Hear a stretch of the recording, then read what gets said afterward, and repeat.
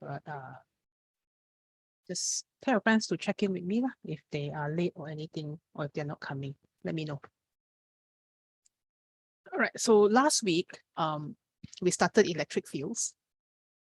So the whole focus of electric fields is to learn enough to describe the fields. So there are 4 pillars, very similar to the 4 pillars that you have studied in your gravitational field. And whenever there's a field, which is essentially a region of space where a charge experiences a force, we need like rich description, these words to describe what is going on, methods to study the field. All right. So we start off by saying that since our focus is the force, we have Coulomb's law telling us how the force is related to the charges, which is proportional to the product of the charge. The greater the magnitude of the charge, the stronger the force will be, and inversely proportional to the square of their separation. Normally, this force is not that large, okay? But it really depends on the magnitude of Q1 and Q2. So when calculating the force between them, we have a constant, and this constant is a little bit strange. The derivation of this constant is in university level physics, but currently we just use the constant as it is. My suggestion or recommendation when using the equation is when you write this in your paper 4, write your constant as 1 over 4 pi epsilon naught. After that, you want to substitute 8.99 times 10 to the power 9 is okay, because most of the time mark scheme will appear this way. And our goal is to ease the examiner. So the examiner sees something familiar, they give mark, psychology, okay?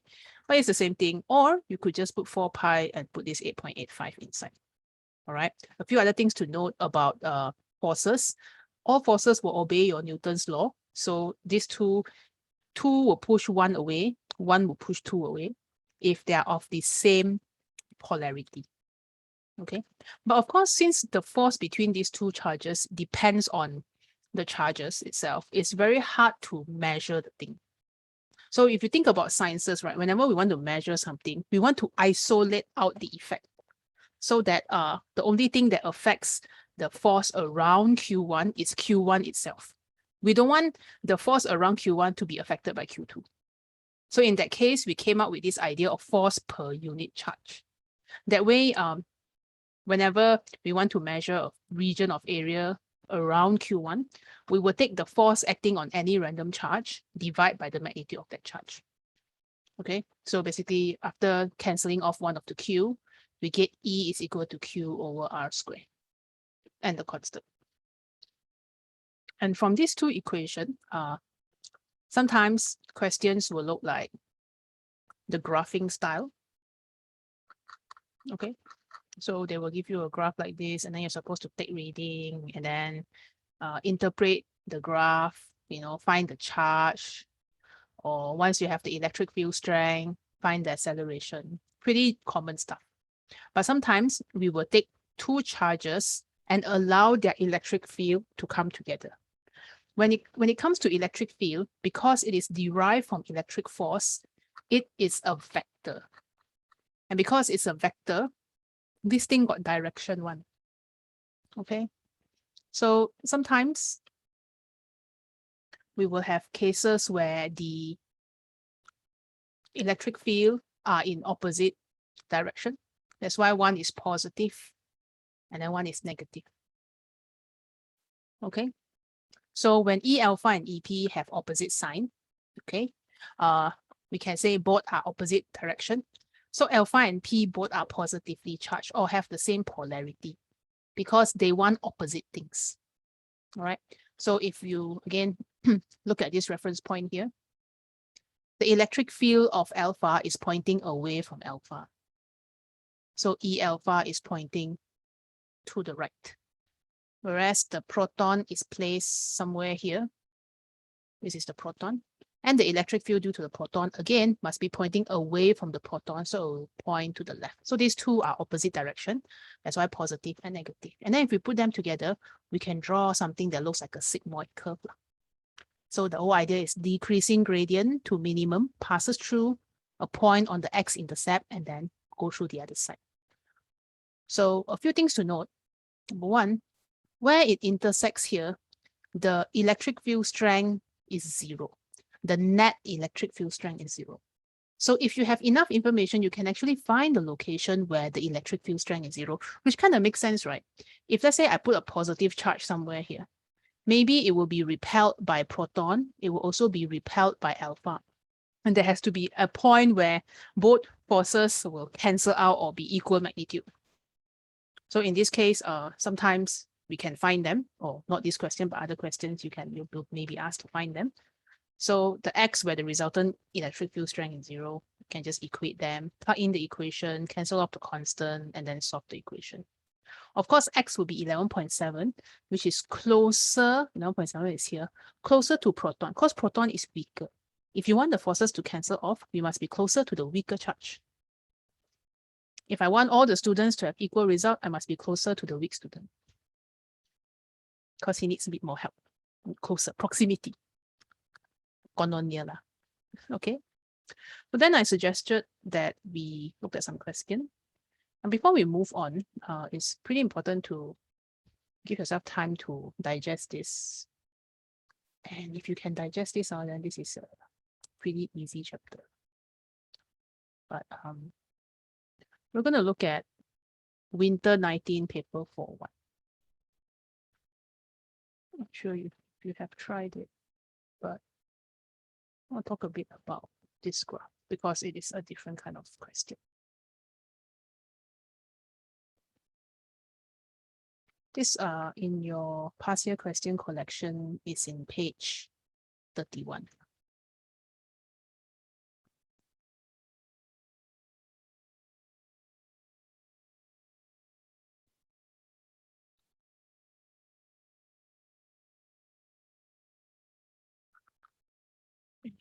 Wrong question. Sorry. Page 32.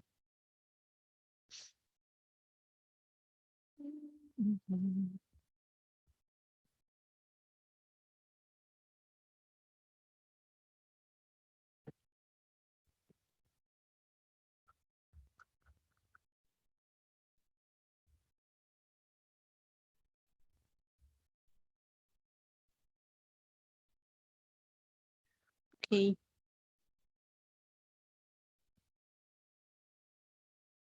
So this one starts off by asking us to state an expression of electric field at a distance r from a point charge q in the vacuum. Name any other symbols used. Bonus mark. So you can write E as 1 over 4 pi epsilon naught q over r squared. So we don't have to define q and r, and I don't think we need to define 4 and pi, but we definitely need to define epsilon naught. So this one, and if you forget what epsilon naught is, always remember you have access to the front page of your exam paper. So you go to the front page of your exam paper.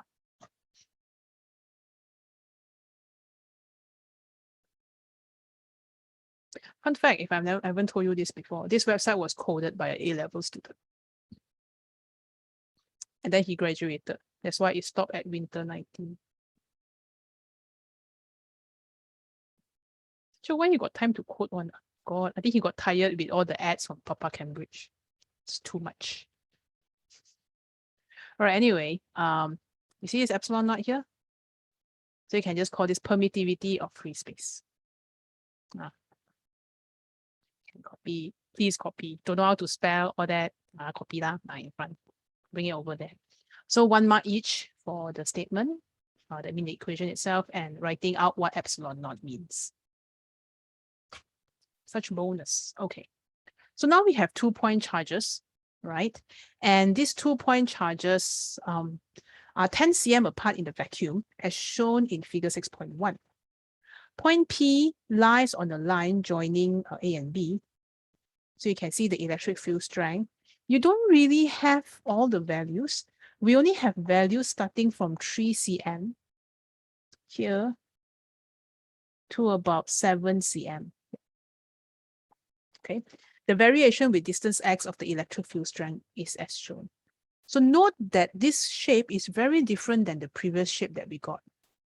when, you know, the proton and the alpha one, we got something that looks like a sigmoid shape like this. If this is alpha and this is proton. But now we have this U shape.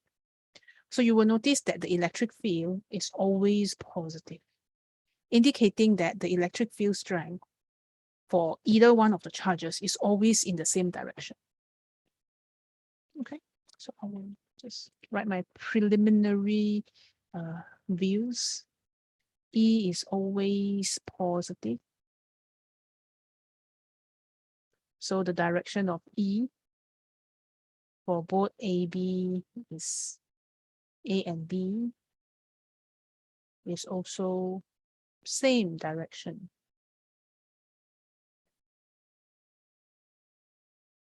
Okay.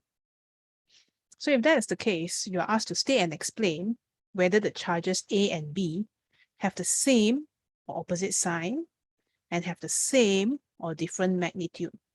And I one up your level and I say, find or calculate the magnitude of Q and Q. I mean, if they are the same, then you write the same magnitude. Okay. So let's start off with this one first. Would they have the same or opposite sign? Consider that this one is in the same direction because the charges are always positive. I mean, sorry, not charge, the value of E is always positive. So this is the first thing I will write. No? I will say that E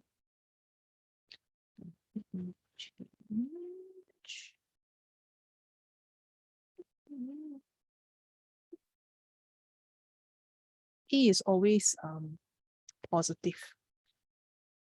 So the value of E, the electric field strength,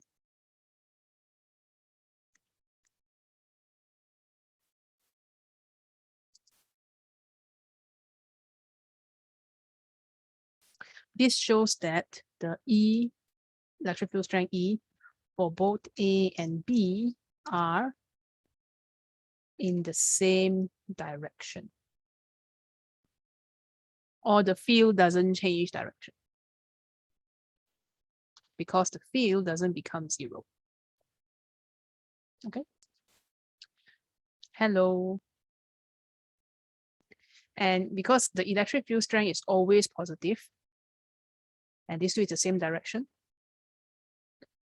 I can say that both A and B have opposite signs of charge.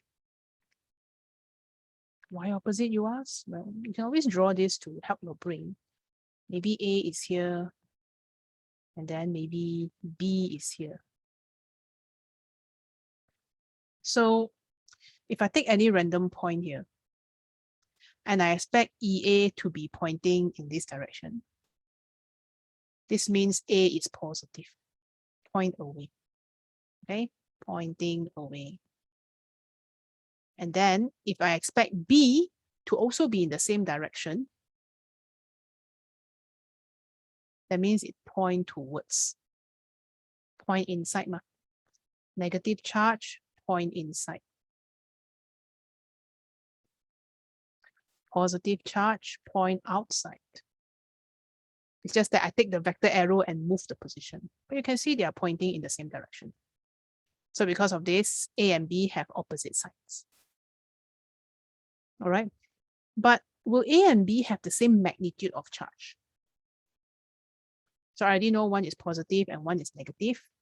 But will they have different magnitude? Is one charge greater than the other? Let's look at the graph. Where is our turning point?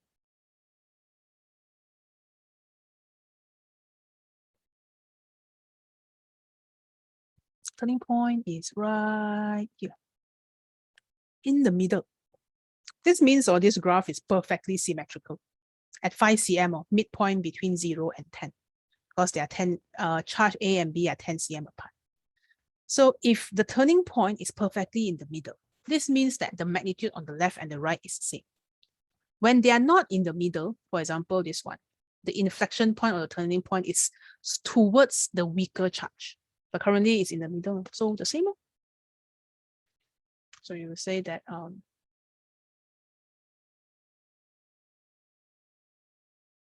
can say since the minimum point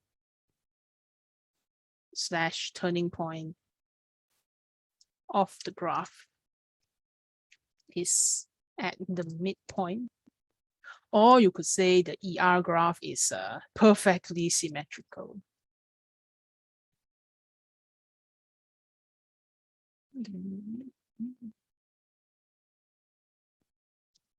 The magnitude of both charges are the same.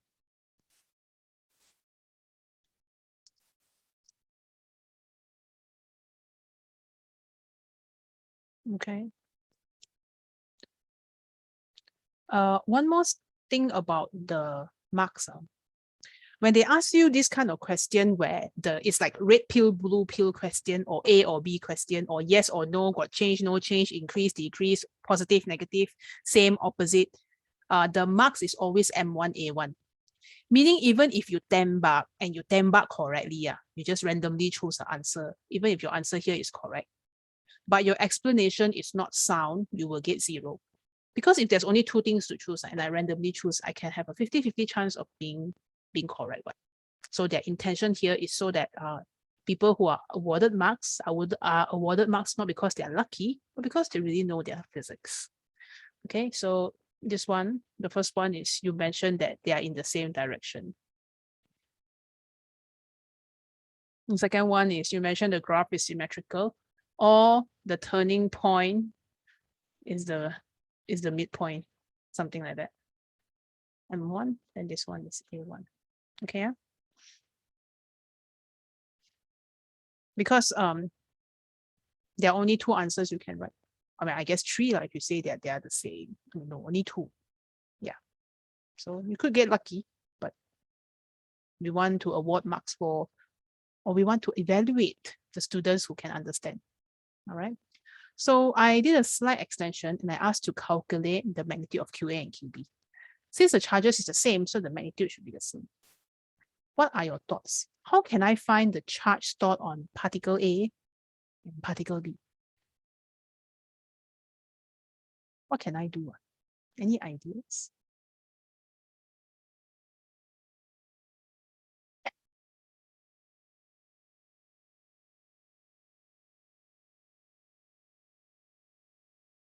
Teacher, take a point on the graph. Okay, very nice. You choose 1 point for me, please.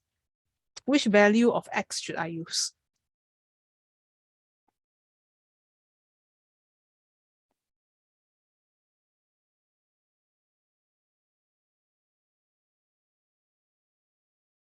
Which value of X should I use? You choose that. Choose for me.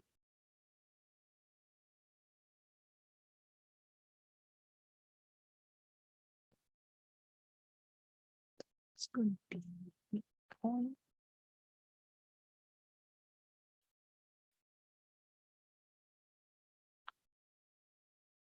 Yes, waiting patiently.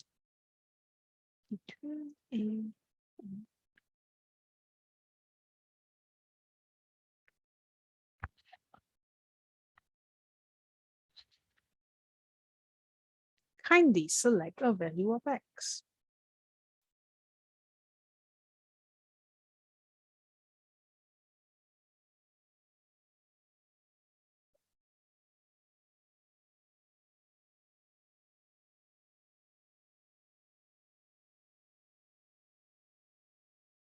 So that we can calculate QA and QB.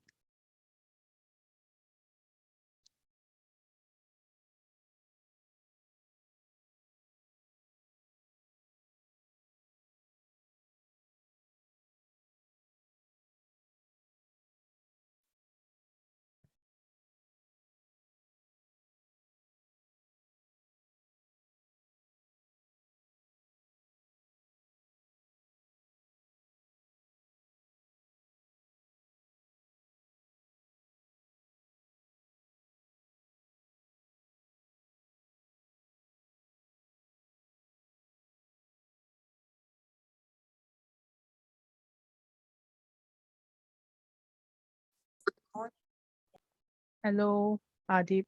Welcome to the dark side. No, Sorry, welcome to class. I totally forgot. Sorry, Isli. It's okay. I know you guys are traveling back, so it's a lot of changes all of a sudden. Yeah. All right. Thank you. Okay. Anyway, what we're doing now is we're trying to look at this graph. And this graph is the resultant electric field between point A and point B. And we want to find the charge of A and B. I have asked people to reply in the chat, what value of X should I use? You choose X, I use. Or maybe Abid can just choose his favorite number. 0 to 10. Choose one.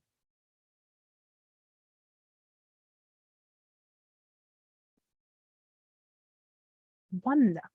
Well,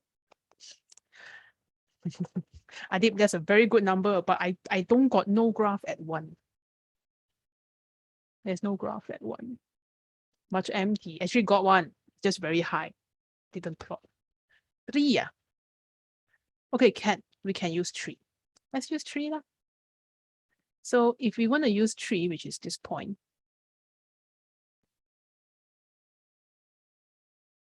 then what we're essentially doing is we're going to take this reading and hope for the best. This is 2.4. Okay. So I'm going to say when X is 3 cm, E is 2.4 times 10 to the power negative 2.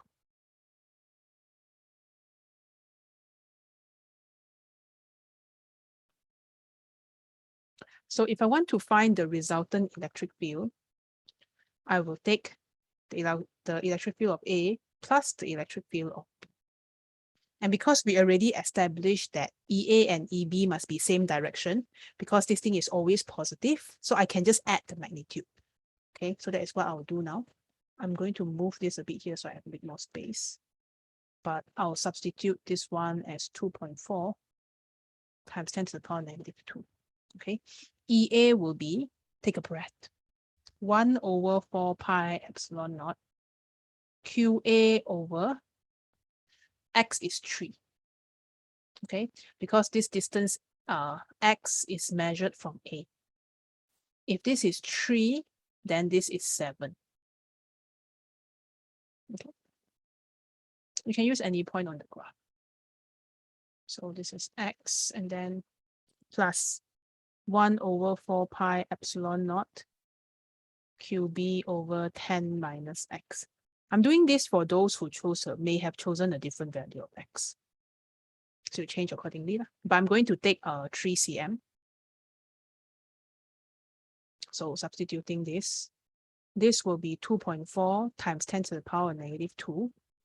And I will factorize out 1 over 4 pi epsilon naught.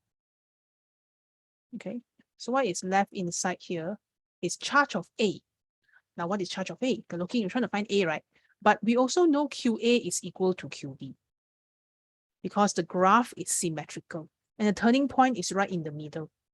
So when I total up the electric field lines, because if you think about drawing the resultant for this one, I'm going to move this here a bit. If you're thinking about drawing the resultant, one looks like this, and the other one is perfectly symmetrical.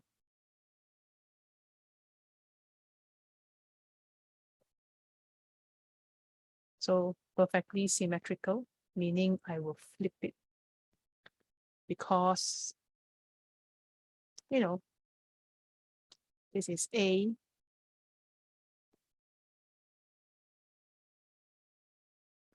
this is EA, and this is EB.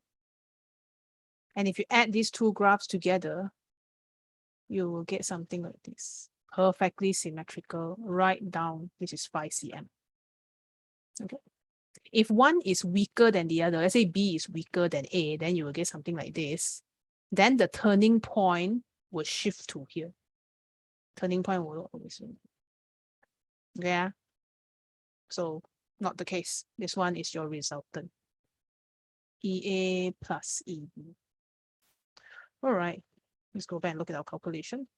So what do we do now? Well, since the charges are the same, can I take out the charge? Okay, take out the Q and put here, okay. So this will be 1 over 3 cm, 3 times 10 to the power negative 2, plus 1 over 7 times 10 to the power negative 2. Don't forget the square. Don't forget the square. This kind of equation got square one. Do slowly, okay? So I'm going to settle whatever that's inside the bracket first.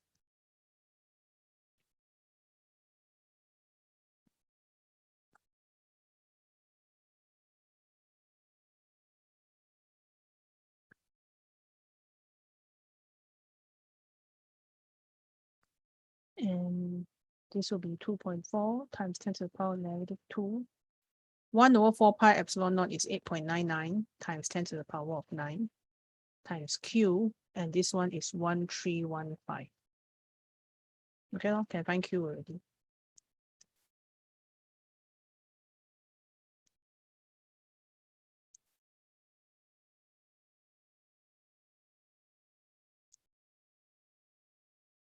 Is Q supposed to be small? Yes. Yes, it is. So I got 2.03 times 10 to the power of negative 15 coulomb.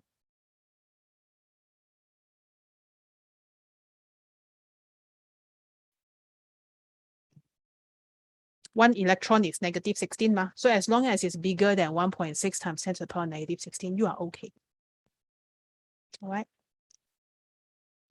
So if I set papers, right, because I am not a very rajin punya orang lah, so I want to use back the graph. I won't even bother changing the numbers on the graph because it's a lot of work. I keep the graph, I keep everything, I change the question. This question is asking for explanation. I change it to calculation. Other explanation that ask for calculation, I change it to explanation. Okay? So if your teacher is the type that can modify one, this could be a technique lah. If not, it's how CIE modify their questions. But they have a dedicated team to help them draw graph lah. Miss Lee and Miss Ellie is just a 2-person show. So everything is limited. And Miss Ellie is invigilating every day now because her classes go for exam. Whereas I still have the new students, so I cannot go college.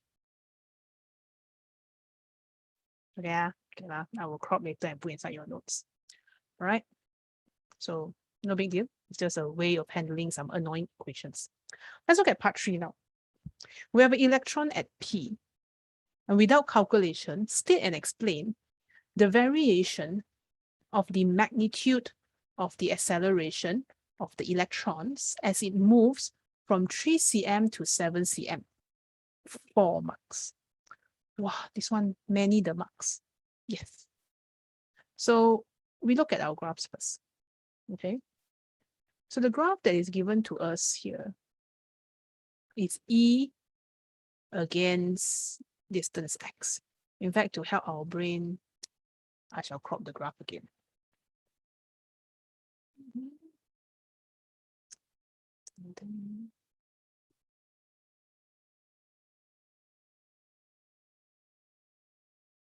So let's imagine your electron is here. And your electron is going to travel, or basically I want to know how the acceleration for the electron changes from 3 cm all the way to 7 cm. Okay, so my end game is acceleration. When you write your explanation, build a flow chart. What do you have? You have E. How many steps to reach A? I don't know. We need to build it. So from E, you want to be able to flow your explanation to A. 4 marks, right? Then only you know what properties of the graph you should look at. Should I look at gradient? Should I look at value? Should I look at area under the graph? What am I looking at? So I guess now here's the question. How do we link electric field strength to acceleration? Any thoughts? What equation can we use? Or what relationship can we use between to get A? What's the first equation that comes to mind when I ask you to find acceleration of an object?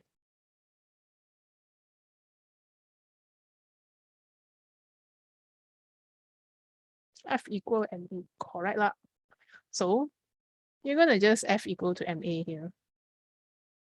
And then you think to yourself, well, is there a way that I can, E get to F? Of course you can. From E to F, it's a definition of electric field strength. So you can write this one as F is equal to QE. So you already have the link. And now we have to write down that link first. So are we looking at gradient? No. Are we looking at area? Nope. We are looking actually at the value. So we write down first. Since F equal to MA and F is equal to QE, hence A is equal to QE over M. I want to build the jambatan first, build the bridge first. You can say from X is equal to 3 cm to X is equal to 5 cm, electric field strength decreases. So acceleration decreases. At X is equal to 5 cm, that's your minimum point. Electric field and acceleration is minimum. Finally, from X is equal to 5 cm to 7 cm, electric field strength increases, A increases. Is it in the same or opposite direction? Is your acceleration increasing in the same direction or opposite direction? At the second half.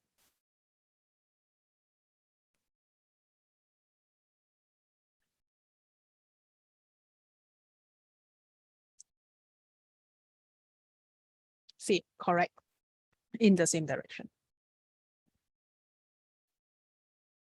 Because your E is still positive. You want opposite direction, you have to go down to negative.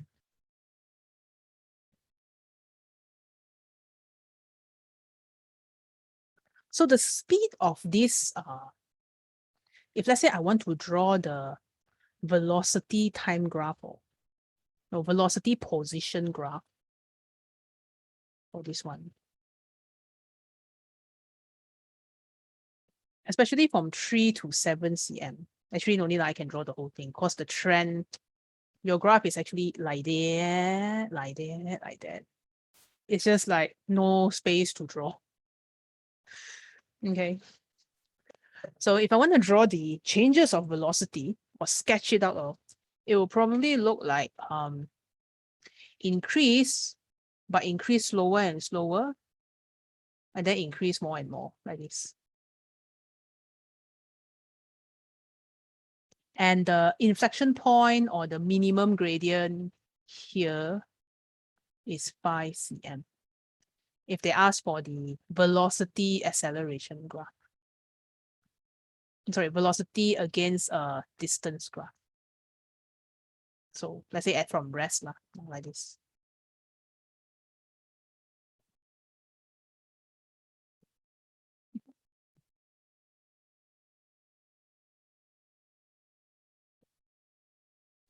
We don't know the polarity of A and B. They can be both positive, they can be one positive, one negative, can be one negative, one positive. So if I want something like this charge B must be positive QB. And on the other side, pushing it away is negative QA. Okay lah, since y'all are smart people and not like, maybe some of you will appreciate this. If I flip this to QB, or flip this to positive QA and negative QB, will the graph still look the same? The velocity at distance graph. Don't get me wrong, the inflection point is going to be at the same place. But if I bring an electron, or if the electron is already moving and I want to move it from close to A to B, but A is positive and B is negative, the speed will go down. Graph will look like this. Inflection point at the same place and then go down again.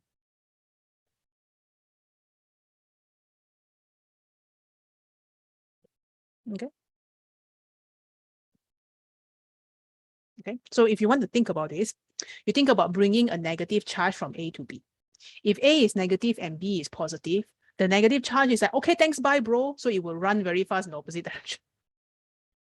Of course, the speed will increase at a decreasing rate because the acceleration is decreasing, and then increase at the increasing rate because the acceleration is increasing. And then for this one, if I want to bring a negative charge from A to B, the negative charge have to have initial KE. If not, QA is like, sorry, negative charge, you are mine, I'm yours. We cannot separate. Toxic relationship. Okay, so if the negative charge wants to go away, it must have initial KE because there's a force of attraction. But as it goes away, it's doing work against the electric field, or it's fighting against nature. So speed will slow down and stop, or may not stop, but definitely decrease. Okay. Based on the shape of this graph, one is increase to increase with a decreasing gradient, and then increase the opposite direction. Can you, using all the maths that you have done so far in your life, tell me a possible relationship between both of these graphs?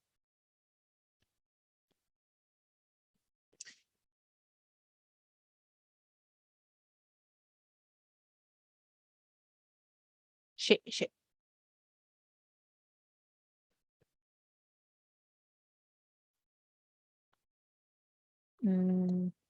Maybe a scale will help.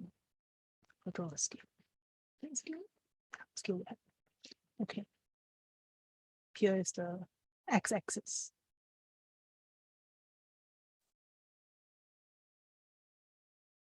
Somebody is somebody else's gradient function. Who is, which one is which one?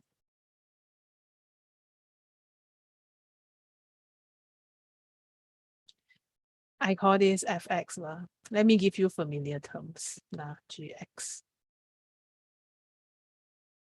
So is fx equal to g prime x? Or is gx equal to f prime x? You sketch many graphs already, right? In your pure maths, or in your normal maths, or in your P1. Which one? Which is the gradient function?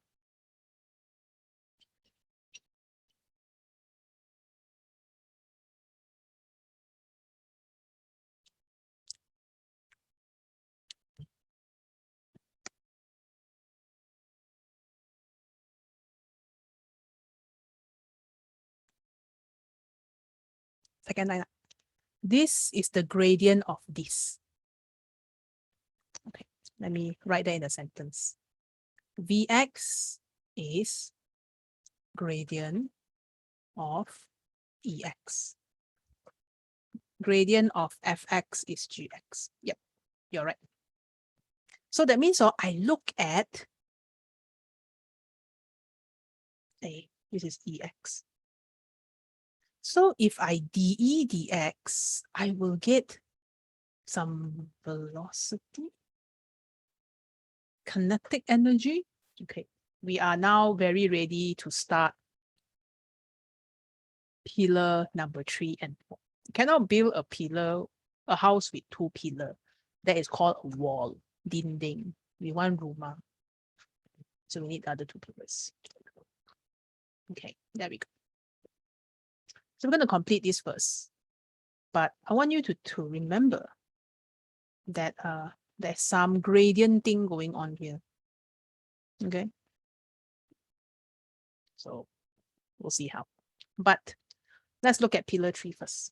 Electric potential energy, which is maybe seen before, maybe not.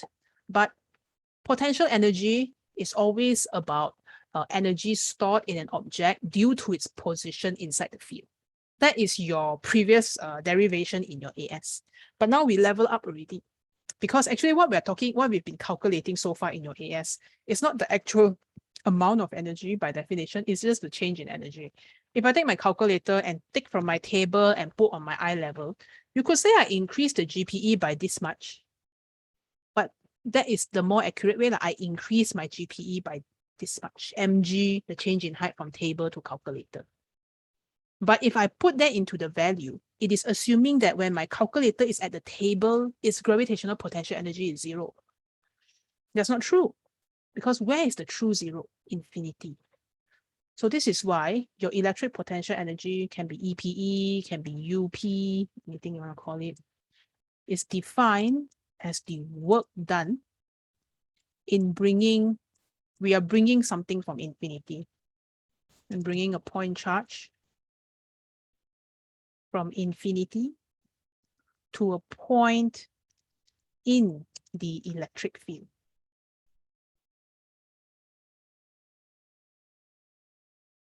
Okay, so we want to bring a charge from infinity to a point in the electric field. And if you think about bringing something from infinity, let's say this is the electric field that I want to study,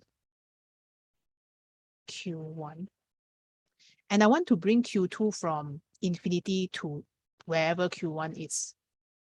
So to find work done, if you remember this, W is equal to some integration magic, right? Work done is integration F dr. If you study vector already, these two are vectors, it's a dot product, but we're just going to integrate, okay? So this is my F graph. And I know that the force will kind of follow this relationship. It's X. So at infinity, F is 0. Let's assume this is infinity lah, okay? And I want to bring this charge and park here. So what I'm looking for is actually this area. This is my W.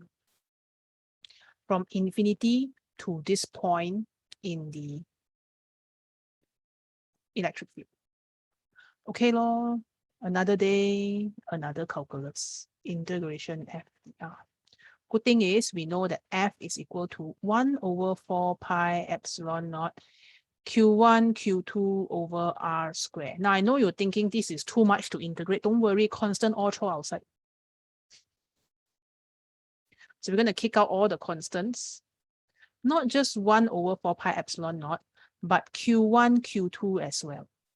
And what is left? We are actually only integrating 1 over R squared dr.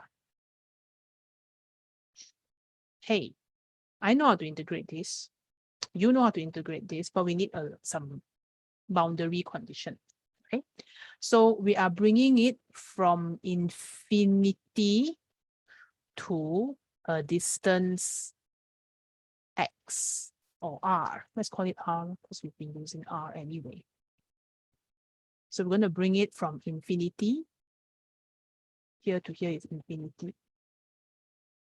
Only in physics I can draw and label infinity, like a finite line. Oh, there, here to here, infinity. You try that on your maths teacher and see, they will have an aneurysm. I can almost hear my maths teacher rolling in their grave. So very, very far away place lah. I just want to draw there so we know what we're looking for. We're not fussy pedants. Here, okay, this is R. All right, so from infinity to R. Okay, ready or not? Here we integrate. W is 1 over 4 pi epsilon naught Q1, Q2. Integration 1 over R squared is negative 1 over R. R negative 2 integrate become negative 2 plus 1 is negative 1. Bring up to negative R. Okay, so what you are left is this electric potential energy U or UP is equal to 1 over 4 pi epsilon naught.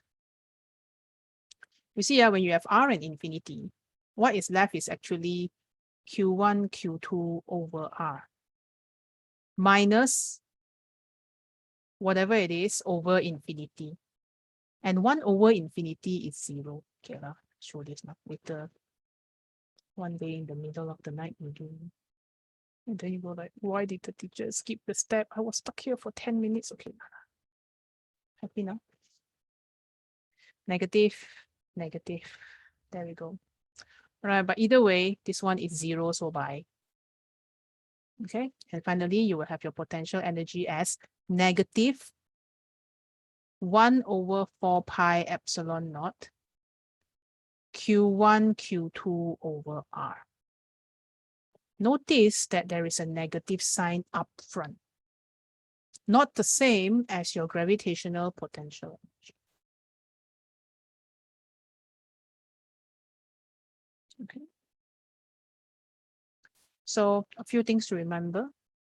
Unit for energy, as and always, will be joule, but occasionally it can be eVolt just to annoy you because this is particles. Okay, small particles, the values are small. This is a vector quantity.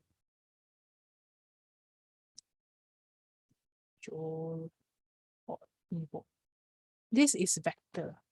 Hey, no, sorry, what vector? What taught me? This is a scalar quantity.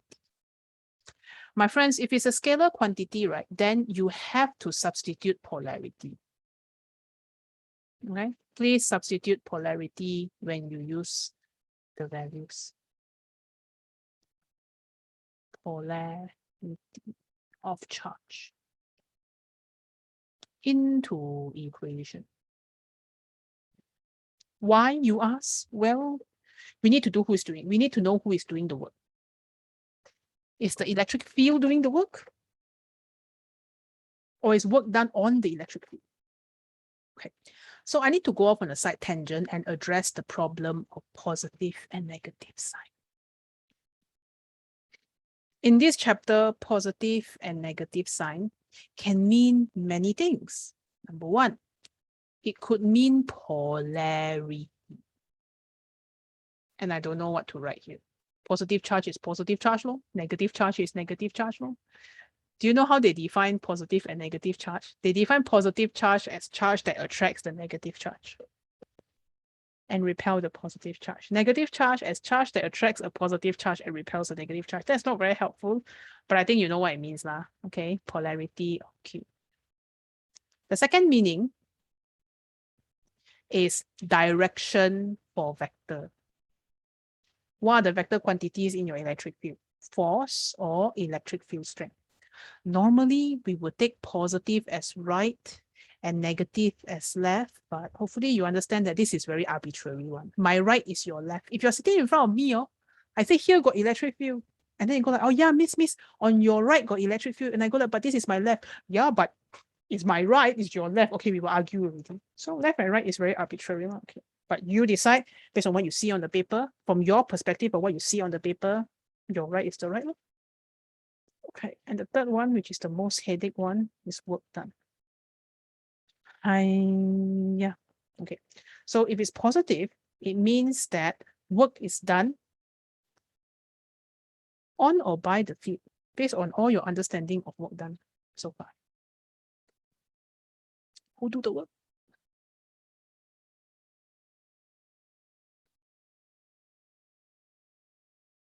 Positive, negative.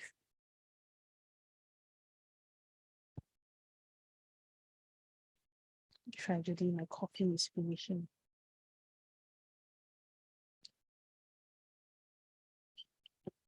Okay, I have positive on, negative by. Okay, I want to write that down. Work done on, work done by. Okay. A useful way to think about this is gravitational potential energy is always negative. So gravity is always attractive. Gravitational field does the work to attract all the mass to it. So this one is work done by electric field. If electric field does the work, then the change in your potential energy UP or EP is negative, decrease. I do work, ma. Okay. This one is work done on electric field, meaning if we take two reference points, the change in potential energy should be positive. So that's why we have to subpolarity, because this equation allows us to very quickly tell, is the charge doing the work, or is work being done on the charge? Is work done on the field or work done by the field? CIE got a very cute term for this one. They don't always call work done by. I'll tell you this in case you encounter it in the mark scheme. They will also call this work got out. Sudah keluar. Tak boleh balik lagi. But there's no work come back. I generally don't use this term because it always feels very weird to me. But it's in the mark scheme. So I write it there for you. Work got out. Went out already. Went out and it just means decrease in energy. The energy is lost, so it went out. I think. Cambridge English. All right. Okay, so this pillar is familiar. The only difference between this and gravity is always negative. Okay. And mass got no polarity, right? You don't go like, oh, water bottle, negative 1 kg. That'll be so weird. Okay. So weird. Cannot emphasize how weird it will be. All right. So second thing is you can test out the thinking a bit. One. Okay, teacher, let's test this. Let's bring this for a test run. What is scientific ideas if we can't test them? So I'm going to chop the equation and put here so we can test it out. Okay.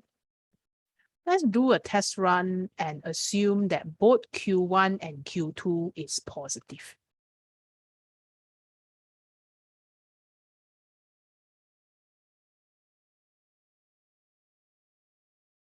This means my UP is negative, right?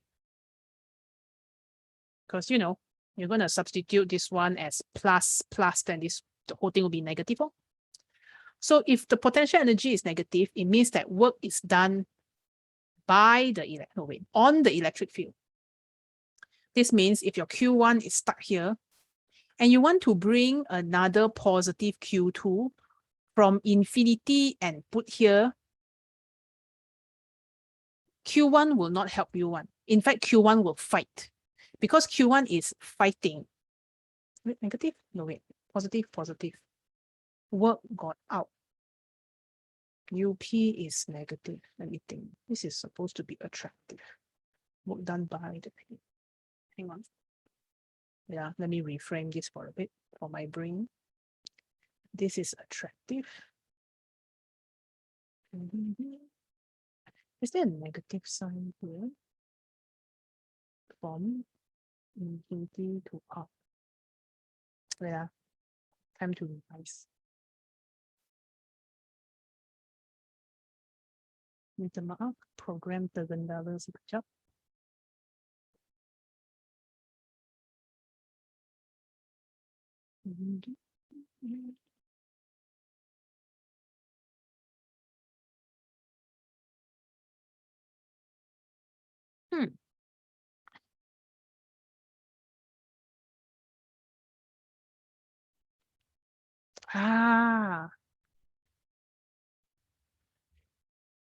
From infinity to point. Okay, I know where is the mistake.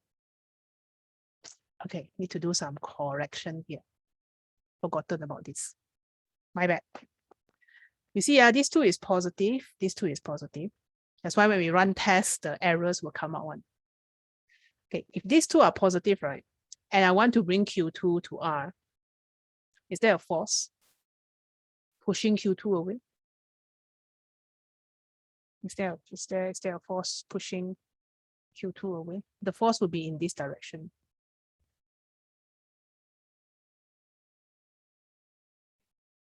Right? I know it at infinity, the force is 0. Fine, all right. This is F. But your change in distance, dx or dr or whatever, is in this direction. This direction here is dx. So because of this, right, F and dx is in opposite direction, or dr is in opposite direction. We measure distance from the point charge, but the change is happening in the opposite direction. That's why we need a negative sign here. Okay, this negative sign shows us that F and R is in opposite direction.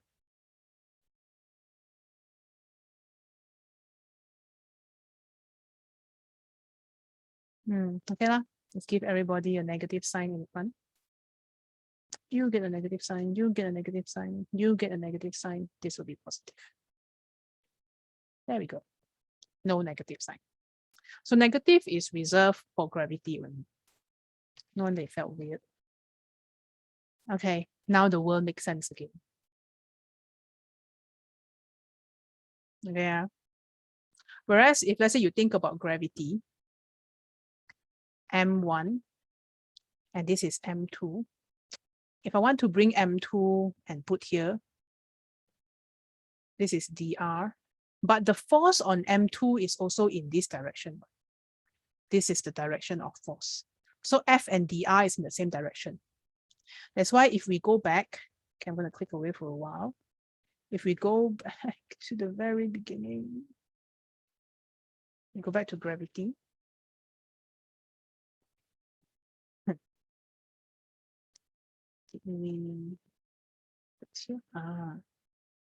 There's a negative here.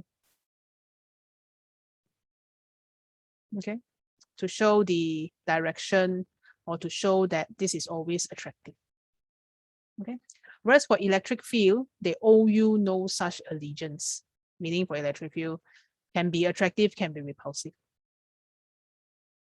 Okay, that means for GPE, I'm just going to put GPE here, it'll be negative, it will be FDR, no negative. But for electric potential energy, it will be negative in front, causing the end product to not have negative.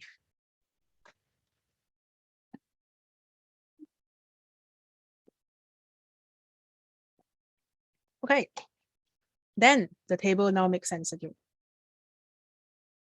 Okay, so after adding all negative sign, UP now is going to be positive. Positive. Okay, so this means that work is done on the electric field. And it is also repulsive.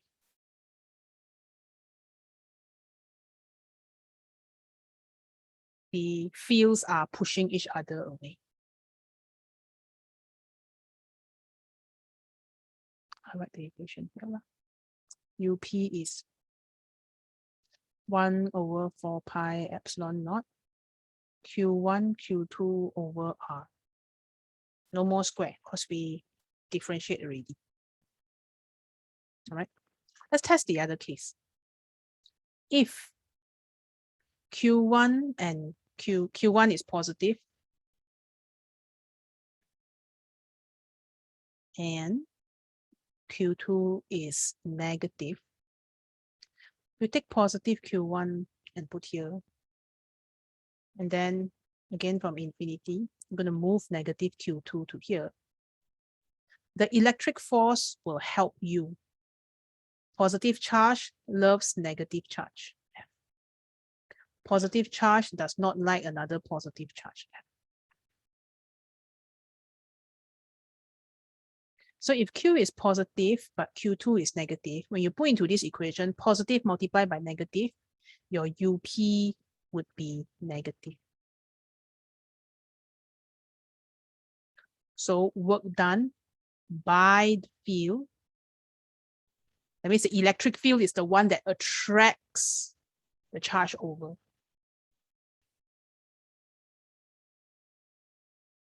Okay. Same thing if you put Q1, Q2 negative. Negative times negative, you will get positive.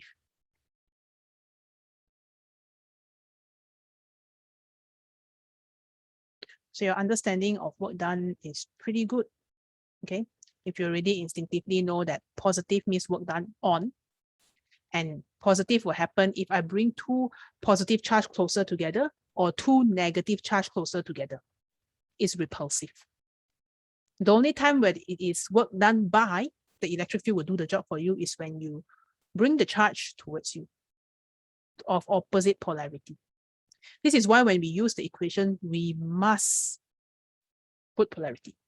If it's F and E, positive, negative is for direction. That means you need to draw the vector arrow and see whether you should plus or minus the magnitude. Whereas for work done, this one is for potential energy and electric potential, V, which is the next thing that we will look at. Cannot tap your brain a bit. Feels very technical, but the whole idea is the equation is supposed to help you, unless like me, you've forgotten to put a negative sign when you start integrating, GG, because you've forgotten that F and R is vectors. But it's okay. It's okay. Can correct one. Okay, so let's finish up the 4 pillars so we can build a house. Now let's look at electric potential. So like all things, when we travel down, we are looking at per unit charge. You go down, you have this E is F over Q. So here you have something similar.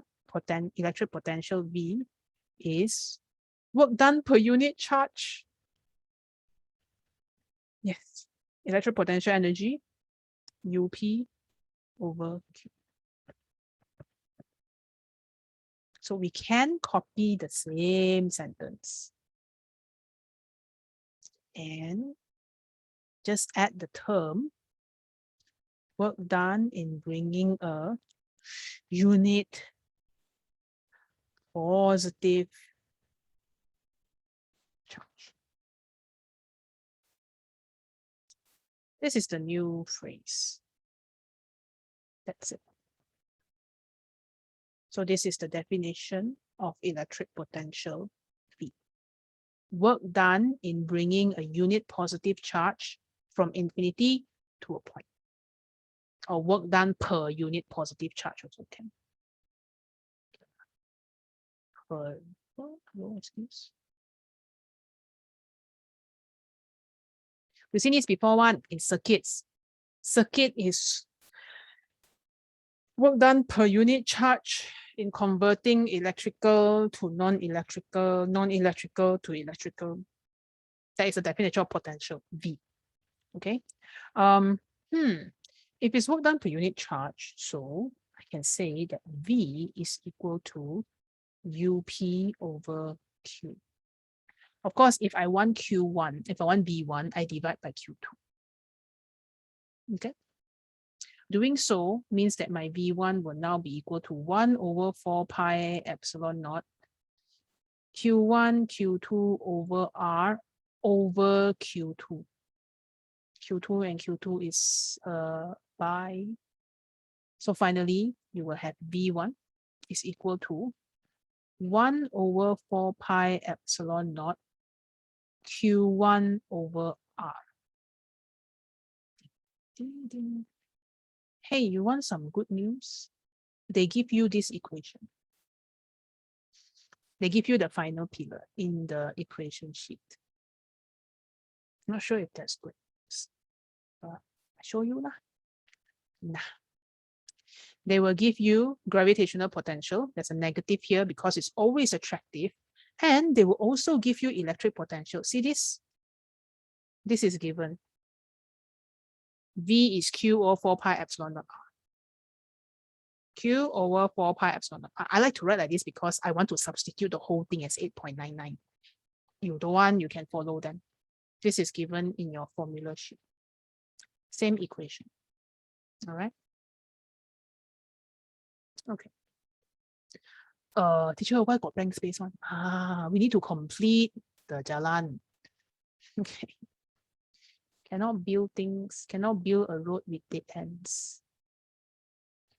Although, I don't know whether you know this, but I studied in University Malaya last time. And then there are some, there's certain blocks they build a block here. They build a block here in my faculty lah. And then they build a block here.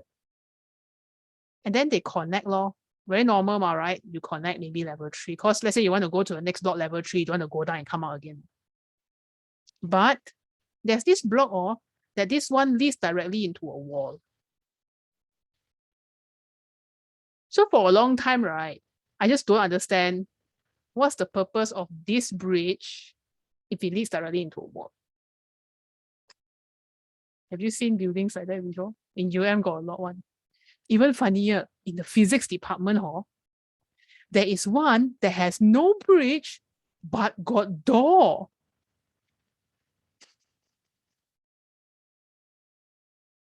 And then I was like, this one cannot do physics test. You just walk off the door. Just joking. It's only 2 floors. You can't die. But every time I walk past the door, I laugh because it's a door to nowhere. So anyway, that's just random stuff you may see in UM. Hit me up if you end up going there. So, but when we build knowledge, we try not to leave dead ends for ourselves. If not, very susah, then you want to turn back, it's very hard. Anyway, just want to build 2-way roads here. So this one, if you want to find, this is a very familiar equation. The change in electric potential energy is equal to QV. What is QV? Q delta V. Q change in potential if it's change in potential energy. Okay. So to finish up this part, remember just now we did some gradient function thingy. We're going to do it now. I want to differentiate V. Okay. So I'm going to cautiously differentiate V with respect to R. So dV dr will be equal to d dr. Why am I differentiating again? 1 over 4 pi epsilon naught Q1 over R. Or Q over R. Okay. So as usual, we have all our constants ready. 1 over 4 pi epsilon naught. Q here is also a constant. So I'm just going to temporarily kick it out. I'm differentiating 1 over R.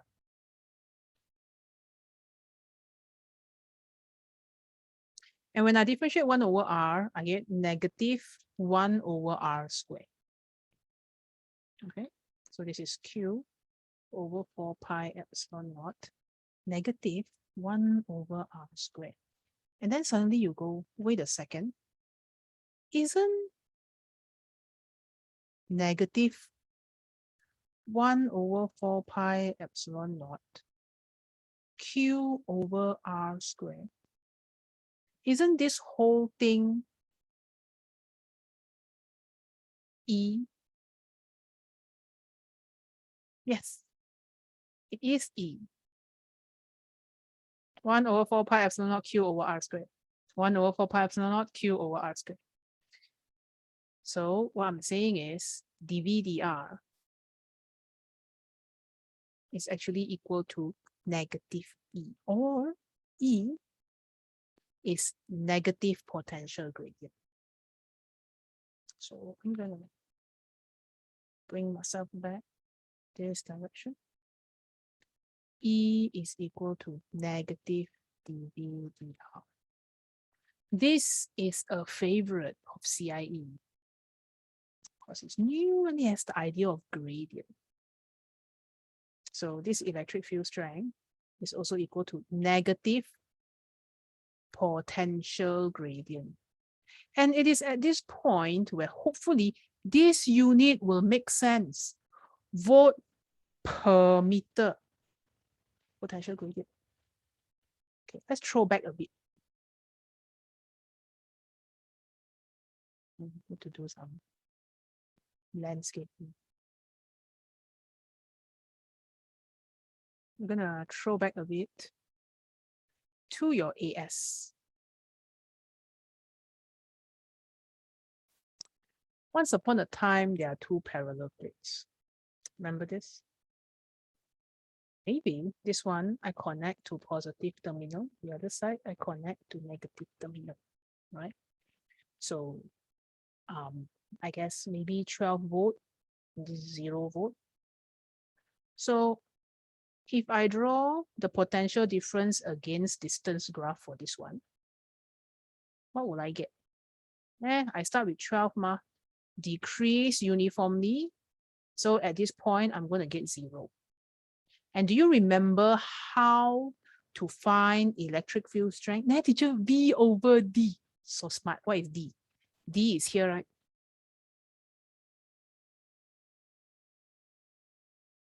Plot twist. Do you know you're looking for gradient for this graph? I mean, the line. You do know that, right? You are taking the potential difference, divide by the separation of the plate. This is actually equal to negative gradient of the Vx graph, this one, which is negative potential gradient.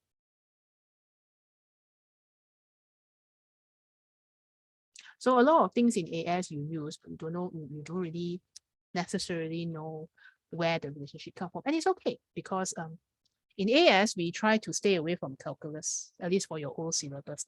New syllabus, they just like, you know what, guys, I don't want to deal with this. Let's throw the entire thing into A2. This is in A2 now.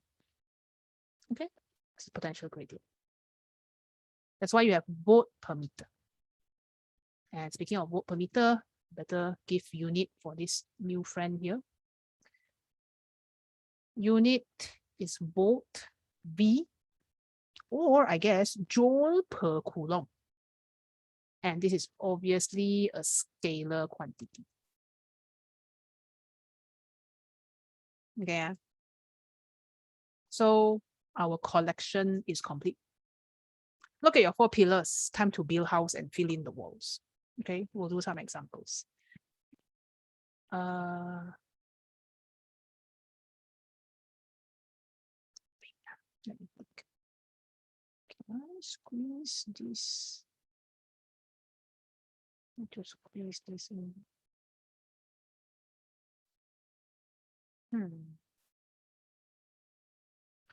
Wait, more landscaping. Okay, anyway, as I do this, take me a minute or two so I can save it into your folder, then you can look at it as we do questions. And while we are at it, during the weekend, I listened to this psychological talk about productivity, not productivity like being efficient, but more like productivity from the perspective of what does it take to be high performing in what you do. And what caught my attention was the person was also talking about 4 pillars. Wow, must be a physics person. Joking, no lah. I don't think he is. But he's also talking about 4 pillars. Guys, got thunder in Kepong. You know what this means, right? This means raining. Yes, it's been so hot. I've been dying at home. Okay, anyway, let me tell you what the 4 pillars are.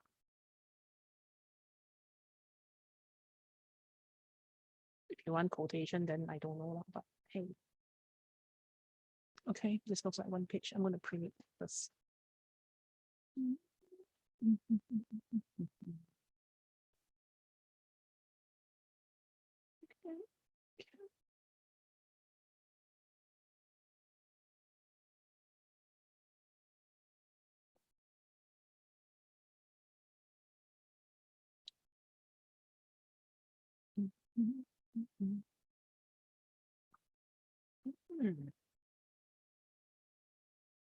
I don't have 7. I'm going to put that in later. I don't do it now. Confirm will forget.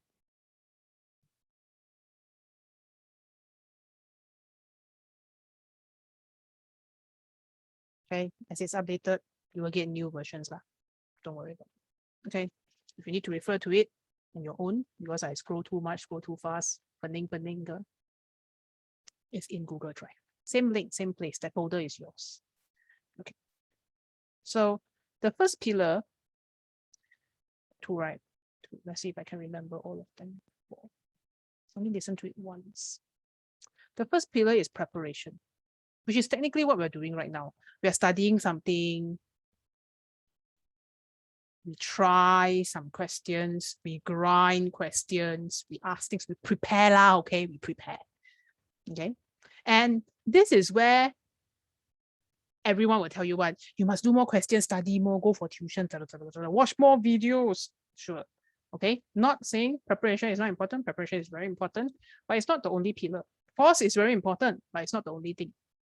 Another one is adaptability. Meaning, whenever you study, do you review? So this is very hard because for certain people, exam is a very emotional thing. I am so sorry the education system has given you that message. It has also given me the same message, and I don't really know how to fix that. But if you go for blood test, right, it's just testing maybe your blood sugar level or your cholesterol level, or maybe all your vitamins and iron and zinc and hemoglobin.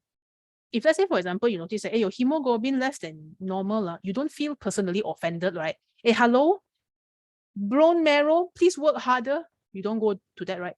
You go like, okay, let's think about my diet. Okay lah, I didn't take enough red meat, or maybe I didn't take enough iron. Okay, I go and eat more iron next time. That is the way you are supposed to see your tests. But society is not really helping us see it that way. I don't know why, the world is weird, but it's the healthy way to look at your tests. So let's say you go for a test in thermodynamics and you go like, GGO, whenever I see first law explanation, my brain shut down. You could see it as a way to punish yourself, or you could see it as a way to review and adapt and change your strategy. Because it's review and then change. It's adaptability. Can you adapt to what is needed? Suddenly, everything is online, and you are the type of student that like to zone out for 5 minutes, and then suddenly you zone back in. GG, what is going on? Hey, ask your friend beside you. Hey, hello, what is hard? Then your friend will teach you. But online, got people do that. You zone out for 5 minutes, or nobody is going to nudge you back. Then you zone yourself to your bed already. Do you adapt well to online learning? I think most students are actually quite adaptable. They're quite okay one. So adaptability, things will change. I cannot give you a word that doesn't change. The third one is communication. Do you talk to the people in the context of the thing that you want to do well in enough? Talk to your friends from study group. Talk to your lecturers, ask questions if you don't understand. Communicate. Again, for certain people, communication can also be an emotional thing. Maybe you grew up in a culture where young people were not given a space to speak out, or I don't know lah, because I grew up in KL and my parents are quite liberal. So I have always been able to tell them what I want and what I don't want, and they won't force me to want something that I don't want, or don't want something that I want. Unless it's very unreasonable. Like, I want to burn the house down, then obviously not lah, but communication. Okay. So after a while, if you just go with the flow and you don't communicate when something is not wrong, that pillar, your house is falling down. And the last one is mindset. Mindset is very psychology, psychobabble, positive thinking 101. This is not positive thinking. It's more of like, why are you doing this? How do you value yourself?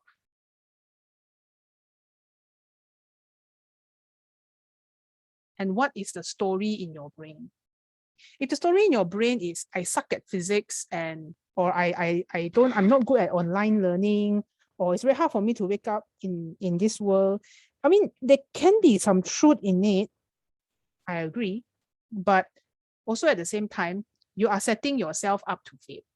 So for example, I can be very boomer teacher one. I cannot teach online one lah. It's too difficult for me. Then will I prepare my class? Will I try to adapt? Will I try to communicate when I have problem? Will I go and try to talk to my other colleagues? Hey, this one, I cannot, how you do? Or will I try to communicate with my bosses so that they can help me? Will I try to communicate with my students so that they understand what I'm working with? I cannot, I suck at online teaching. It's very hard. Cannot, very difficult one. Tell me, we wait for COVID to be over first. GG like that. So when it comes to mindset, right, it actually affects these three a lot. Just like, for example, when it comes to potential, electric potential, it affects everything a lot. It's important to think about what kind of mindset do you have about yourself, about thing that you are studying. Oh, I'm not good at maths one. People can learn very fast when I learn very slow one. There can be some truth in that, but does it stop you from leveling up on the other aspect? Because remember, you're using a lot of effort and time in all of these things. I want it to make it worth your while. So you go into nice, proper, happy people. That's all I want from my kids, man. Nice and happy. Okay, anyway, that's it. And the notes are there already. If you're copying notes, continue. Okay, we're going to look at some electric potential and electric potential energy examples. And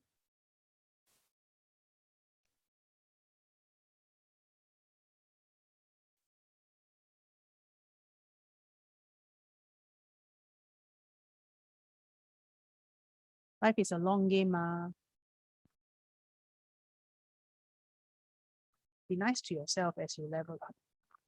Okay, one last thing that I didn't recap just now is what happens when you have a conductor. But I'm thinking, because I did this electrifying example by showing you my plasma globe, you will remember that the electric field inside is zero because there's no net force. But right now, if I'm going to sketch out the graph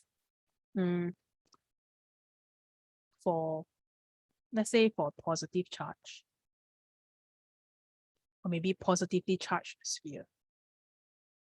Like this. Okay. I draw two sides, be exciting, but normally CIE will only draw one side. Should I draw both, or should I draw them on different axes? Okay, I'm going to draw them on different axes, okay? Because CIE will seldom draw them on the same axis. Okay, let's say I want to draw the electric field strength. So inside is zero, this is E, because the net force inside is zero. So inside got no field, outside field will decrease very quickly because it's inversely proportional to the square of their separation. Square. If we draw potential, okay, can we quickly recall what's the relationship between these two people? Some potential gradient thing. So E is gradient of Vx. So if E is zero inside here, that means dV dx is zero, or in other words, here is constant.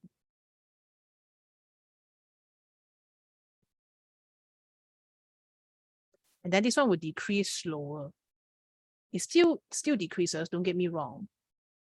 But it decreases slower because V is inversely proportional to 1 over R. Decrease. And it's going to be positive because use the polarity. Okay. Actually, this E, if you want to be strict, right, it should be the negative direction. But normally CIE, we draw one side only. We care about, well, it's a right-handed world. We only draw this side. Nah. Okay. We only draw this side. All right. And the same thing for a negative charge is going to have the same shape. Same shape, maybe opposite side. So I'm not going to draw a negative charge. Okay. We're going to jump straight to an example in page. Let's do one with both graphs first to warm up.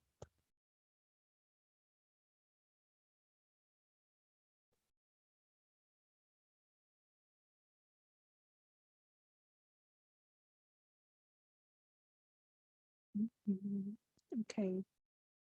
Page 22.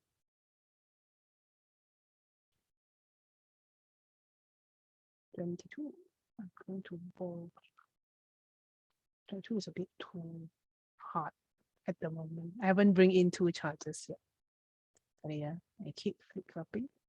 But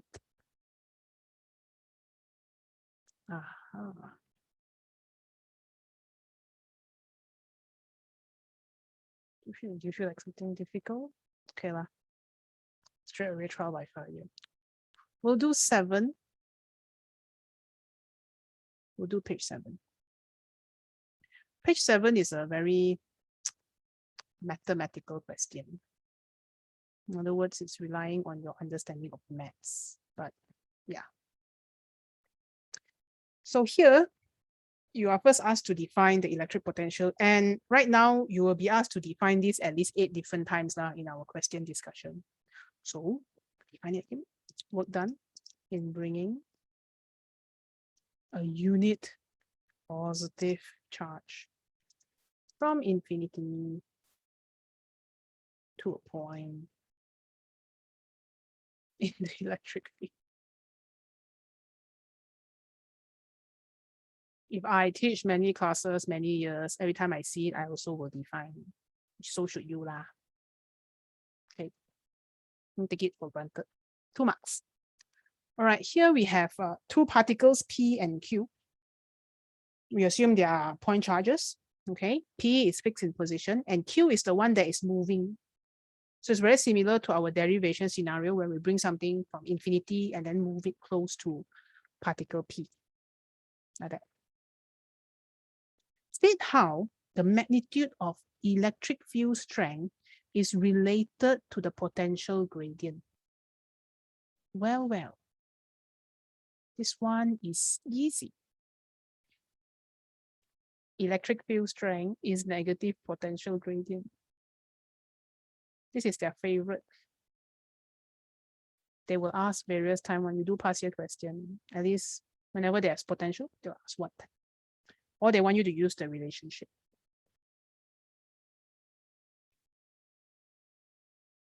Okay, the negative is kind of optional, but it is potential. Okay, nice. Let's carry on. Next part. Use your answer to part 1. My answer in part 1 is electric field strength is negative dV/dr.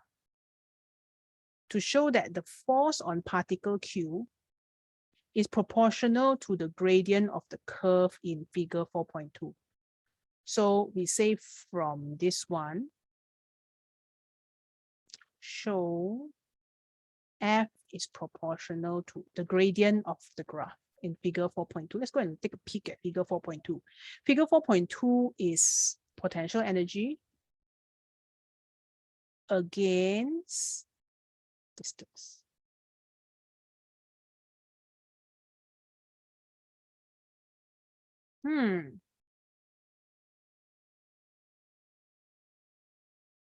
Well, this gradient is d dx EP. Right? Okay, I'm going to write that. Similar to what we did just now, we are trying to build a relationship between these two. D dx potential energy. Okay.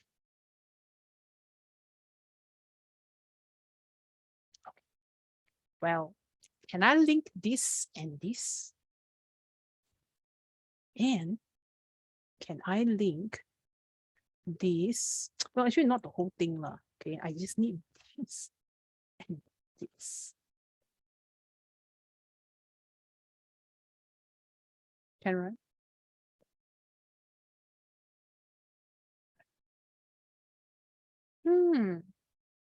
Great.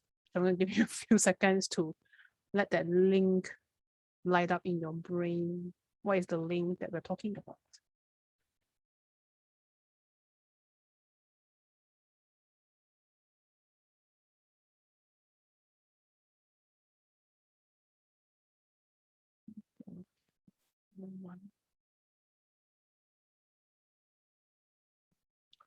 So some of you may be thinking, it's 2 F equal to QE. Same charge, right? So force and electric field strength is proportional. So I would say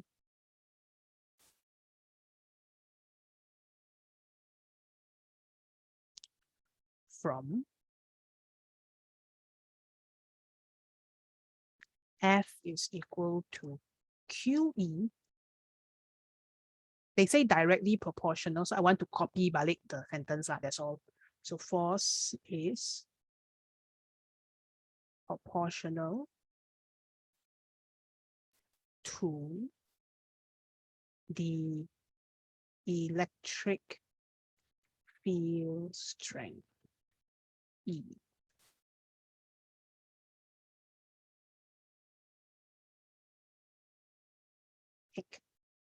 Okay, let's think about the other link.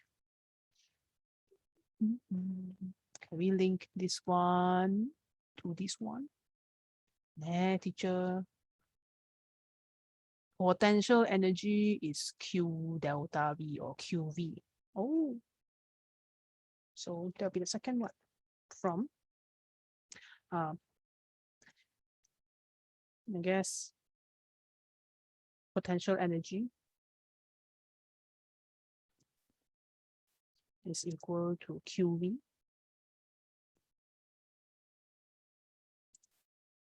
The gradient of figure 4.2 or the gradient of EP against X graph is proportional to potential gradient. So the first statement is easy to understand. F equal to QE, F is proportional to E.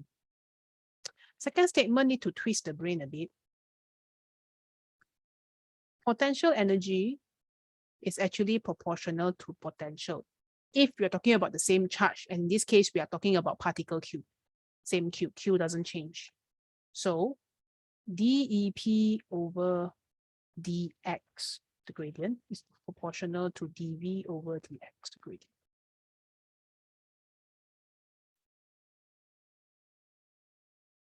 So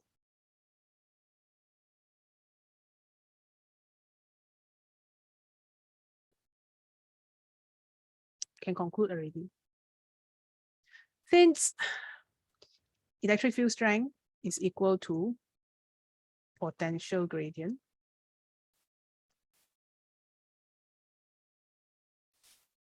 hence F is also proportional to gradient of EP against X. So in short, right, here is what I'm writing out in maths format. E is negative dV dr. But from here to here, this is equal to QE. So then this one become F. From here to here, and I don't even use equal anymore. I just swap out to proportional already. So I don't care about the negative sign. So from here to here, V is equal to the gradient of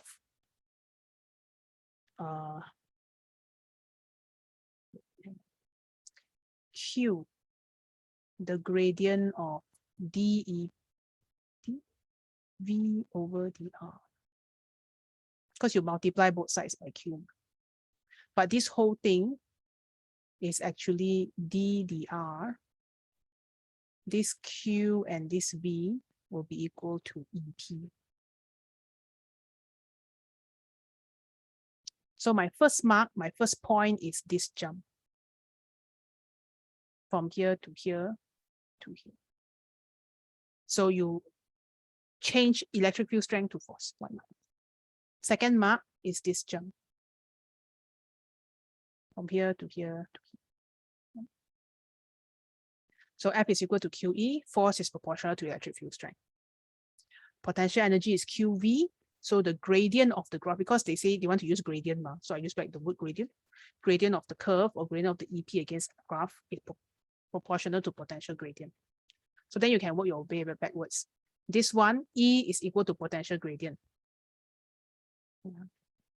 E is potential gradient.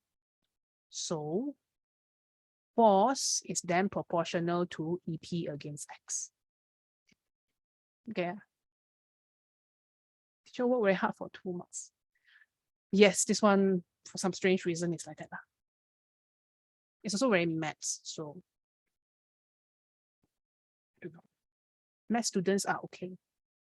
Try to teach physics to some students who already dropped maths. That one very hard.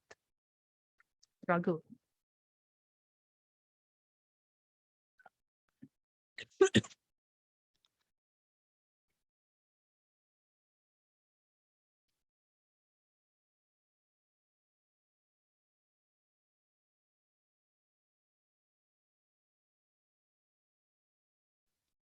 Okay, we're gonna look at C now.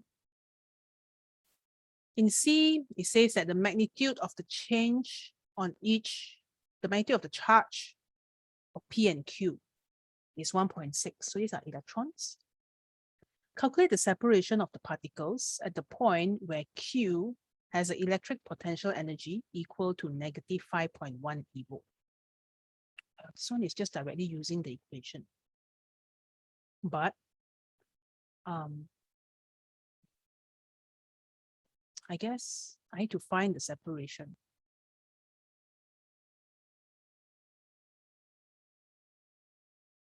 So potential energy will be equal to 1 over 4 pi epsilon naught Q1, Q2, or the charge of P and the charge of Q over R.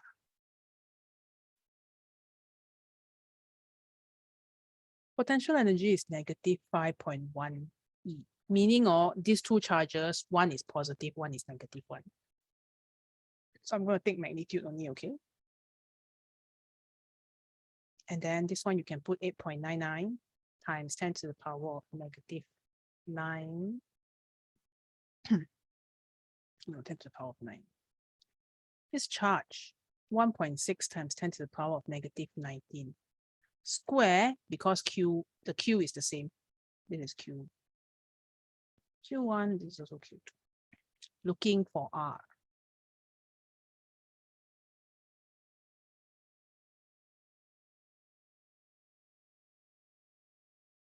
Okay. This one is soalan lama lah. Old question, calculation, a lot of marks. Okay, is there a mistake here? Small, tiny problem. You're thinking yourself, teacher, E vote there, correct lor. Whenever we invite VIP into the equation, and by VIP, I mean epsilon naught or any physical constant on your table of constant, everybody else sharing the equation must be SI. All right, so this one needs to convert to joule. So we're going to multiply this by 1.6 times 10 to the power of negative 19. Okay, so don't forget E vote to joule multiplied by electronic charge. Teacher, can cancel? Can, of course can now. Can. Bye-bye. Okay, I think you can find R now. I'm going to press my calculator.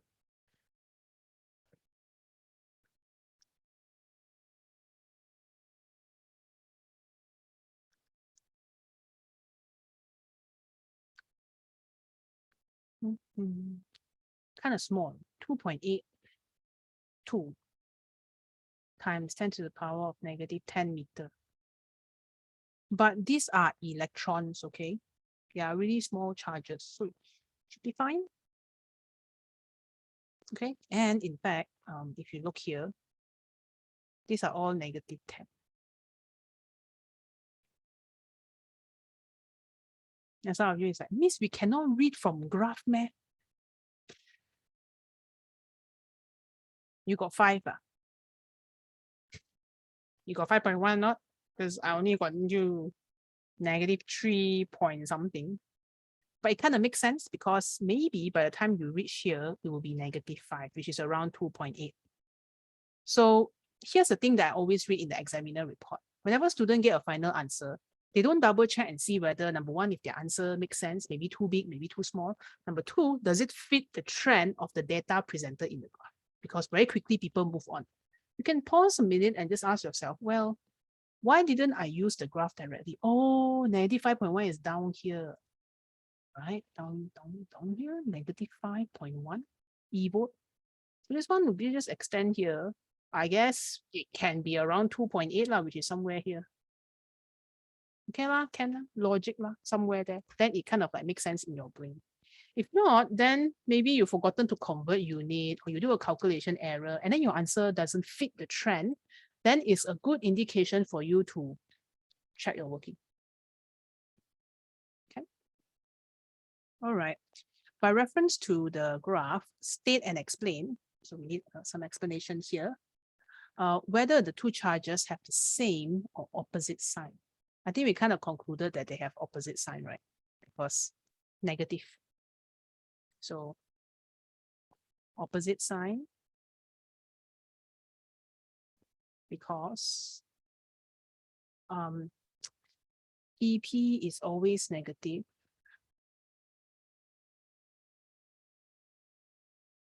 Indicating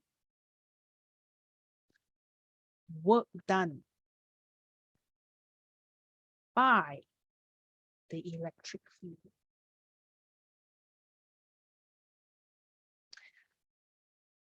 Or you can totally use their work got out.